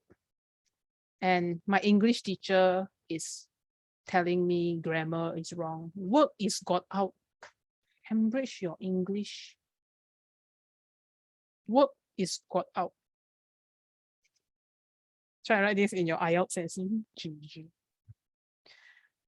Okay, so if you write like you just please just write normal English. I don't know what is this. Just rubs me the wrong way, but I guess also can. I don't hide things from people. Nah. All right, the effect on any, if any, on the shape if we double the charge on particle P. Meaning we make P 2 times 1.6 to the 10 power negative. What do you think? I make this P bigger. If this P is bigger, it means that this value is bigger, right? So your energy would increase. So the potential energy, electric potential energy, there's only an energy here, will be doubled. Okay, because you double the charge. EP is proportional to Q1, Q2 over R. Okay, so if one of it you times 2, and this one also you need to times 2. Okay. But if the whole graph multiplied by 2, let's try this. Okay, let's take 1 multiplied by 2 and somewhere here 2.4, 1.2, so 2.4 multiplied by 2. Then I don't know, somewhere here 1.8, so it's 3.6 multiplied by 2. Okay, maybe I take another point here. This one is 9.5. So yeah. So you kind of like get this graph. And I guess I should do a few more. Hang on.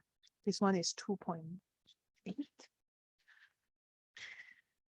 2.8 is 5.6. 5.6 is somewhere here, right?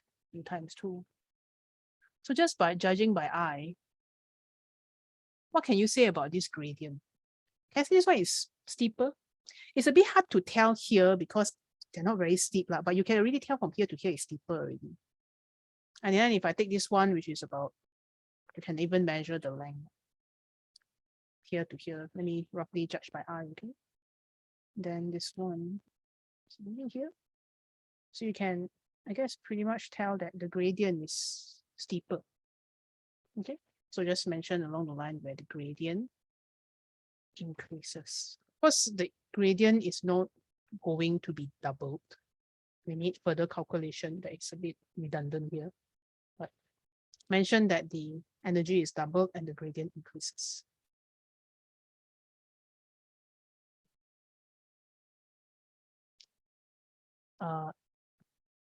Since. So this one is your M1. Shape, need to talk about gradient. This one is your A1. Okay, EP is always negative. This is your M1. Opposite sign, this is your A1. Order doesn't matter as long as you write both. A brief explanation, potential energy is double, so the gradient is steep. So whenever they say comment on the shape, talk about gradient. Or turning point or y-intercept. I say it's a very maths question.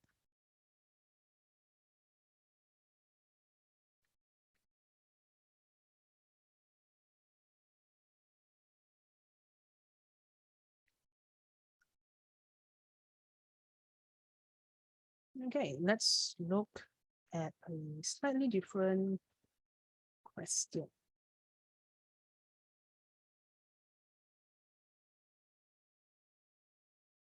Oh, by the way, since we are here, if you want to try a similar question to this, not identical, but strangely similar, you can try page 9.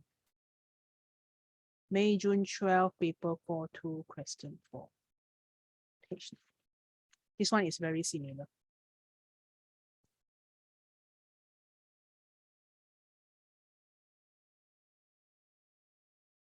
This one, they give you UP graph again. Okay, that one you do lah. All right, we're gonna fast forward in time, and we'll try one with a more reasonable and common looking graph. Let's try something a bit more recent, which is winter 17. This one is page 26. We'll do page 26. And then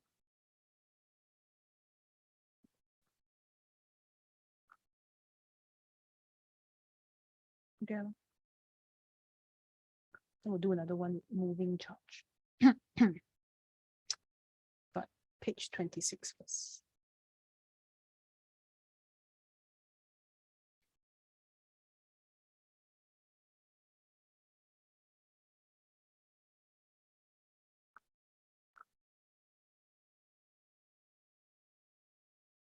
Okay, so in this is from winter 17, paper 4.2.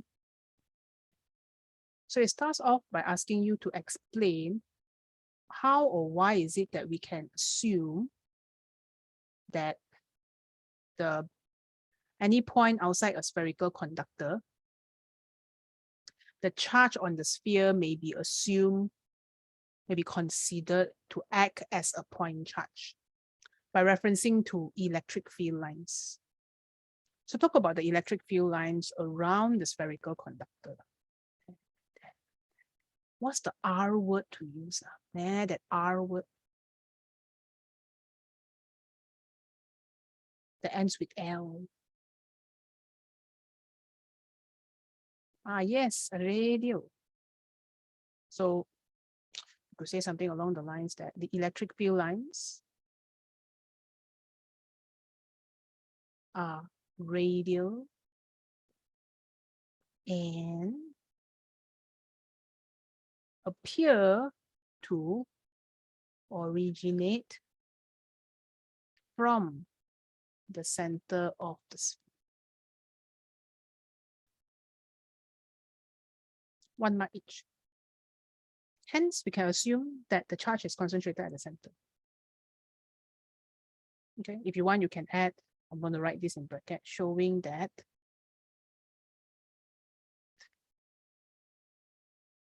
a force, actually, no need lah, this is good enough already. Don't talk too much. It's just saying, the more you write, the more you do. It's good enough. 1 mark, you talk about the pattern, radial, and then appear to originate from the center of the sphere. The word appear is important because macam daripada tengah-tengah sfera, but bukan betul-betul daripada tengah-tengah. Appear only looks like it comes from the center, but not really. Uncle Roger speaks with a Hong Kong accent. He's not from Hong Kong, my dudes. He's from Malaysia. It doesn't sound like Malaysian Chinese, right? I mean, a little bit sometimes, but not really. It sounds more Hong Kong. Not that if you are not Chinese, you can't tell, but it's the same thing. Okay, so here is our graph. Drawn this just now, right? You notice the decrease is a bit slower, but point P, we can move closer and further away. If I see this, and I think, wow, no need to explain. Best one. Electric field strength. Determine electric field strength at P, where X is 6 cm. Okay. 6 cm. Here. Okay. So since all of us here, including I, come from keturunan SPM, if we are given a graph, especially if you think about your paper 3 and form 5, right, you cannot simply substitute values on, right? You have to use gradient. Without value, confirm wrong one. Because why did I give you a graph? Right? But CIE, they allow value substitution. So you like, no? But before we start value substitution, let's think about the actual way to do this. E is equal to negative dV/dr, or dV/dx in this case, because this is x. So we want to look for the gradient of the graph at 6 cm. So during exam, what you will do is you will draw a tangent line. Oops. This is not going to end well. So what you could do is you could obviously draw a better tangent line than mine. I hope. Okay, I just want to look somewhat legit. Can draw a tangent. Whenever I see this kind of question, I go like, very hard to draw in person. Unless you are there, I can adjust your ruler for you. But it's not as very hard to adjust. But I guess something like this. So basically, you are drawing a tangent line here. Okay, I use this method first. So once I draw the tangent line, I will pop 2 coordinates here. This coordinate along the line here is 2, 8.4. And maybe I can take, I guess I'll take 11. 11, 0. Wait, 11, 0.4. Yes. So I'm just going to go like E is equal to negative gradient at X is equal to 6 cm. Please observe my tangent, dear examiner. So I'm going to go negative bracket. Okay, so we're going to take 0.4 minus 8.4. Of course, unless you print out this already, you are going to rely on my tangent line, unless you can draw a better one. 10, this one. 11 minus 2, I don't know. Oh, wait, prefix. Let me check the units. Oh, much as I, okay, all the prefix have to go. So times 10 to the power of 3 on the y-axis, and cm times 10 to the power of -2. Let the calculator do the work. You just throw everything inside your calculator. Okay. So I'm going to go 8 times 10 to the power of 3 divided by 9 times 10 to the power of -2. Wow, my Chinese ancestors are very happy with this one. Yeah, in case you always spend, unless I see students that spend a lot of time on this kind. Don't. If you cannot 0.4 minus 8.4, just use calculator. Calculator is there to help. Okay, but you don't type like that or you type like that or sure maths error one, because the calculator is very potato. It doesn't know what to do. If your prefix here, no number. So you can see that is 1, so that the calculator know this is prefix. Okay. So you divide this whole thing. You have to put big bracket first. I think maybe hopefully 11 minus 2 is okay. 9 times 10 to the power negative 2. Okay. My Chinese ancestors is very happy with this number, but negative, negative. I'm going to take 3SF, okay? So 8.89 times 10 to the power of, you can press this ENG button, times 10 to the power of 4.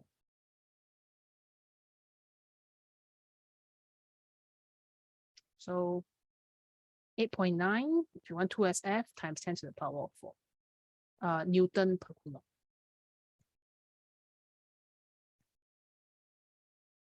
Okay.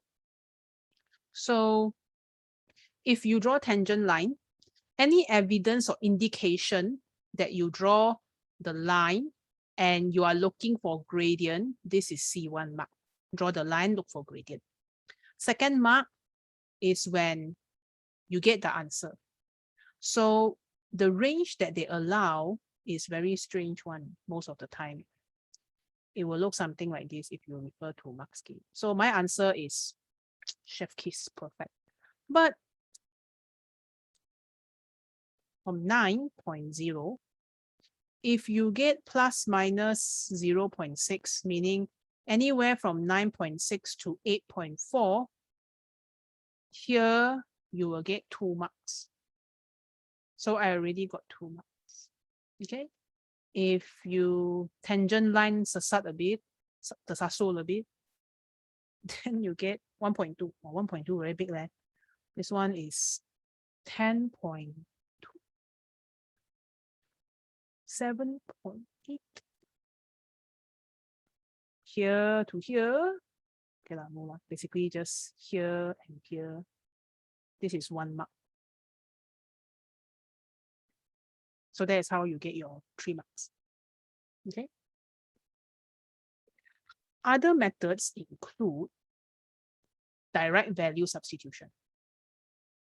Okay. So when direct value substitution, I mean when this is 6, this number here looks like 3. Yeah, this one 3.2. I don't want to disturb my beautiful tangent line.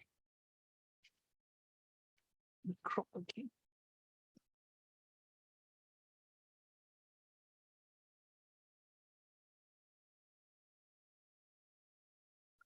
When this is 6, oh no, it's not 3.2.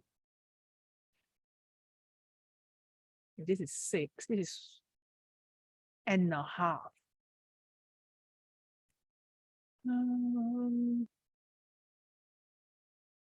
One box is 0.4. So 0.4 times 3.5 plus 8.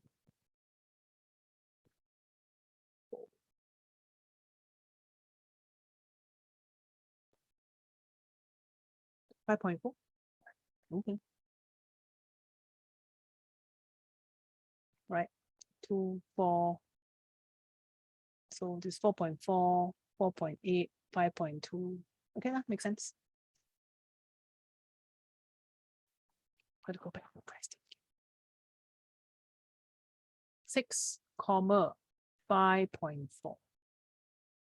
It is here. So what you could do is you could use B is equal to 1 over 4 pi epsilon naught Q over R. But also at the same time, E is equal to 1 over 4 pi epsilon naught Q over R square. You announce the equation first, all right? And we can substitute the values. Meaning from here, please write these two first, then I'll just divide. Okay, I'm going to take B divided by E. Okay, so I can cancel everything, legit just everything. 1 over R over 1 over R square is left. So I can, so basically you show that you combine the equation, just show some working lah. And then you will get V over E is equal to, you see, this 1 over R times 1 times R square, so equal to R. So V is equal to ER, or in this case, E is equal to V over R. Yeah. Can substitute? Can. We have V what just now? V was 5.6 times 10 to the power of 3. 5.4 times 10 to the power of 3. Divide by 6 cm.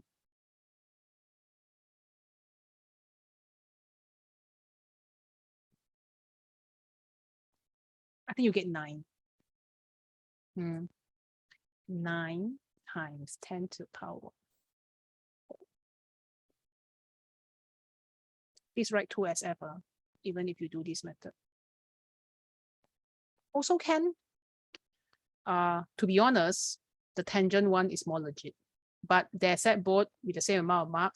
Do whichever that give you enough time. Okay, you don't want to be disadvantaged or given a handicap in time. Right? So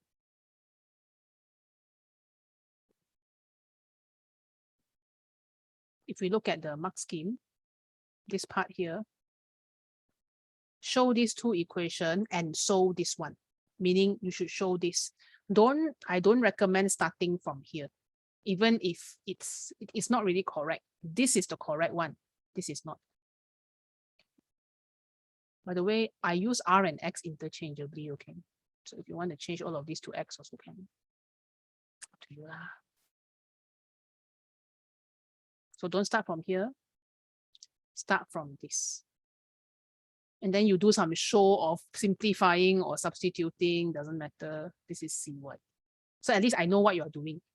You are using two equations and trying to simplify to get the value of E. You're not trying to get away from finding the criteria or drawing a tangent line. Okay, so if you do this, then you divide this 1 mark, and then the final answer is 1 mark. Okay, they accept both. You want direct reading also can. Just make sure you have the correct link. Okay, one last part before we go.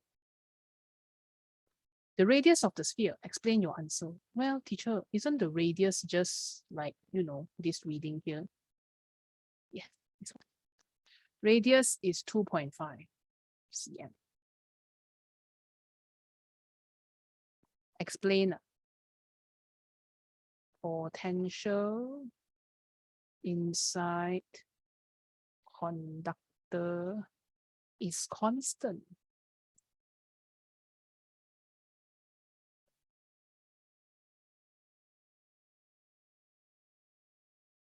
Or we could say the electric field strength inside conductor is 0. So gradient of Vx is 0.